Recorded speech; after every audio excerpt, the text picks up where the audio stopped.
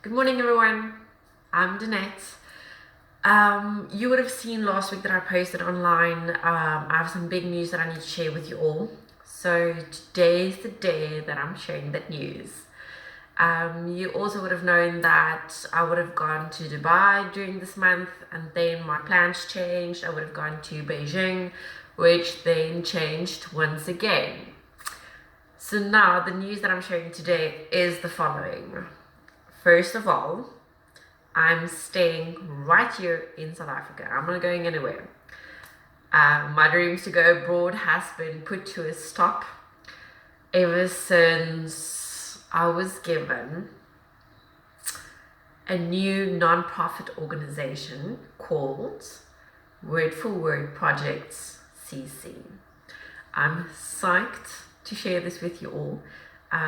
One of my dear friends that I've actually only met recently, but she's already grown so close to my heart. She used to own and she also founded the Word for Word projects. So I've had to go through this entire process of thinking that I'm going to Dubai or Beijing or wherever because I had to sell my furniture in order to meet this amazing woman who gave me this non-profit organization. So you all know I have By Grace, and I've been running it for just over a year now. But I thought it would be okay to pick up and leave, go to Dubai, go make money, go finish my studies. And turns out God had entirely other plans with me. When I met Margriet a few weeks back, so she is the dear friend I told you about. She bought my couches and the Xbox, and yeah, I think that's about it. But when she came here, when I just met her the first day, she saw the branding on the car and she asked me what it is that I do. So I explained to her what By Grace's objective is, and then she said, well, you know what? I went through a season of 10 years with Word for Word, but God had put it in my heart that it's time to move on and I need to bless someone with this organization. I can't sell it, I need to give it away. Do you want it? And then I said, no, absolutely not. I'm going overseas, I'm going to study, I'm going to make money, I just need to do something for me for a change. And then we left it there. But a week and a half passed where I've been contemplating and I've been praying, and the more God tells me take the organization, the more I say, no God, Danette wants to go overseas, I don't want to take this organization. And then 2 weeks later, Danette is taking over the organization. Why I always have to be this stubborn at first, I wouldn't know. But we signed the agreements on Sunday. So I officially own Word for Word Projects CC, as well as the Danette Vandenberg Trust PBO, which we go by as By Grace. It's just easier that way. This entire journey has been really emotional for me. I've had my own plans, but as you just heard, my plans are not necessarily God's plans.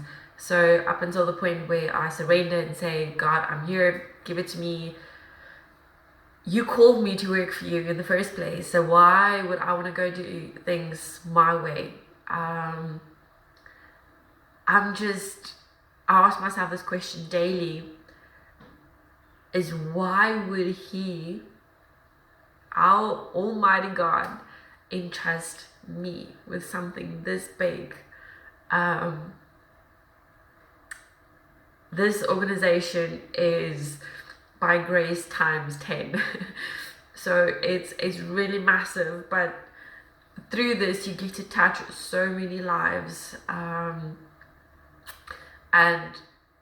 I feel so humbled that he calls me to do something like this for him. So what I want to say is I won't be able to do this without any of you. I know he's got my back, so I'm just going to follow him blindly, do whatever it is that he wants me to do. I literally did sell my entire house of furniture. I have nothing left. So I'm just going with it.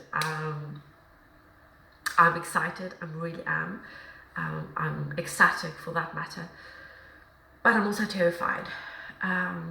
John 3:16 is the very core of my existence, and I live by it every day. I try to.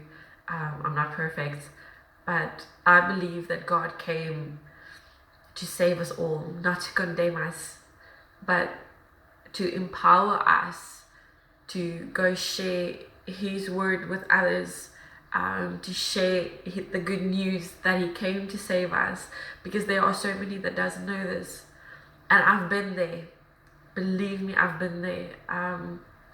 Also, in addition to word for word, God also started working with me on my life. So for a very long time, for many years, I've been encouraged by numerous people that say, Danette, it's really time for you to start sharing your story. And I wasn't ready. I wasn't ready for the world to know everything that I've been through, or how I've survived and how I've gotten to where I am today. And even in 2015, about roughly 2.5 years, actually it's April 2015, 4 days before my baptism, God told me, listen, I called you to share your story, so that people can see what I do in your life, and so that people can see that not only are they going through it, but you have been there, and I've showed you the reason why you had to go through this. Because believe me when I say I've resented God so many times for putting me through certain things, because I couldn't understand why I had to go through it. Why did he choose me? Why did I have to suffer? And then he showed me, but if you can't understand firsthand the pain and the emotionality that goes with the circumstances, then how do you expect to help other people? And that opened my eyes, that changed my life. And the second part of the good news that I want to share with you is that I started to write a blog. I started sharing my story, and later on I'll share the web details with you. For now, I just want to say that this process of me literally penning down everything has helped me to heal. It has helped me to process all of these memories. So in the blog, I start from the very, very first memory I have of my life. But I also go a bit back to explain how it all began. So it's obviously hearsay, it's what I was told by other individuals. I write that down as well. So please don't kill me, don't sue me, don't take me on my word, because it's hearsay. A lot of it is hearsay. But I'm telling the story from my perspective, how I experienced it. It's not necessarily how someone else would have experienced it. I can actually bet you it's not the way other people would experience it, but it's the way I experienced it. And I truly believe that even if that blog helps one single person, one child, or one woman, or one man in this world to see I'm not alone, even when I'm lower than low and I can't go any further. That moment right there when you say, God, I just can't anymore, that's the moment that God stoops down and he says, you know what, now we can go together and we can get through this. So that's my blog, that's my good news that I want to share you. Number one, I'm the new owner of Word for Word projects. I will be doing a lot of training, a lot of research now for the next few weeks. It's going to be quite hectic. I know I haven't responded to a lot of your messages, so please forgive me. bear with me so that I can get through this process and start with the projects and so forth. I'm also going to need all of your help to volunteer, to help me with fundraisers, just to help. If you have a connection that says, you know what, we are willing to stand you by, we're willing to help you with anything, then please let me know. Inboxing is probably not the best option because I barely look at my Facebook messages, but you all have my email address, or go to the website, is www.bygracepbo.org. There's also a form where you can message me on, and if you do have my cell phone number, it's fine, text me, don't phone, or if you do phone, please leave a voicemail, otherwise I won't be returning it. And then we can work together on this. So if you've come across an amazing opportunity to reach out to someone, if you see this need, not necessarily on a physical level, but more on an emotional level, someone who needs some guidance, someone to talk to, then do let us know. If you see an opportunity for us to arrange a fundraiser, let us know, because we can come and help you with this project, and you can help us run it. We really do need each and everyone's assistance in this and support. So we'll be talking to a lot of the schools and radio stations, businesses, individuals, anywhere we need to go, they will go for some support. I am counting on you guys to be with me and bear with me. This is going to be one heck of a ride, but through God all things are possible, and God has made me so many promises, that this orphanage of mine that I'm still working on, it is going to get finalized. I'm going to have my orphanage, just not now. The time is not now. So I'm guessing, I'm not entirely sure what he wants, but that's why he gave me word for word to work on that while he's preparing the orphanage, while he's preparing the right circumstances, and his time is the perfect time. So run with me, help me, support me, message me, criticize me, whatever it is, because criticism is always a good thing.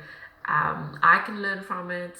I need a lot of advice. I need a lot of tips and guides, and I'm not perfect, I'm young, but I'm doing what God wants me to do. So I'm going to make mistakes in the process, but guys, I stand for one thing, and I stand for the love of Jesus Christ. I stand to share it, and I stand for empowering those that have been abused, those who have been used, and when I say abused, I mean emotionally and sexually and physically, and it doesn't matter if you don't feel that you've been treated properly. You are a victim, but we don't remain victims. We are survivors, we are warriors, and we will get through this. So this year we had the End It movement. It was a global movement, and it just inspired me so much to share my story. That's where I made the final decision to do this. And because there are so many people that need to know they're not alone in this. There are so many people that say, I'm still in this. How do I get out? Or how do I deal with it? How do I survive this? And that's where we come in. That's where you come in. Because you need to help us with this. You need to be compassionate. You need to listen. Because there's no point in people speaking up saying, help, I'm in this, or I've been there, I need help. And no one is willing to listen. So I believe we are the change. Change starts with me. And I promised myself that I would listen. I would listen if someone asks for help. I would listen if someone doesn't have the courage to ask for help, but they hint in that direction. I made myself the promise to be observant to look for people that need help, to be more compassionate, and not just say, oh, I've also been through it, it's fine, get over it, you can get. No, everyone deals with things differently. And in my blog, you'll see how I dealt with what I went through, but it's not necessarily the next person that will go through, or he will experience it way differently. He will process it differently. He will act to it differently. So, and that's really where we need you as well, because one person can't do this. It's going to take a whole nation to stand together and get this done and help our brothers and sisters, whether it's in the workplace, whether it's at home, whether it's in schools where we are being bullied, wherever it is. Just know that there's hope and there's a light at that very, very end of that long, dark and empty tunnel. Because God came not for us to only see darkness, but He came so that we can see His light, and so that we can reach for it, and so that we can go share it with the rest of the world. And that's my pledge today, is that until the day that I take my last breathing breath, I will do what He wants me to do. And I will tell the world about Him, and I will share my story until the ends of the earth, to show that there's a way out, no matter what it is you're going through. So follow me, like our pages, visit the website, give me a call. I'm here, and I'm here to listen. Let's end on that note. Thank you guys for all your support. Thank you for your love and your messages. I really do appreciate it. I wish you all a blessed, a wonderful, an amazing day and week. Be productive, be the change, be kind, and let's see how we can change this world together. All right. God bless. Ciao.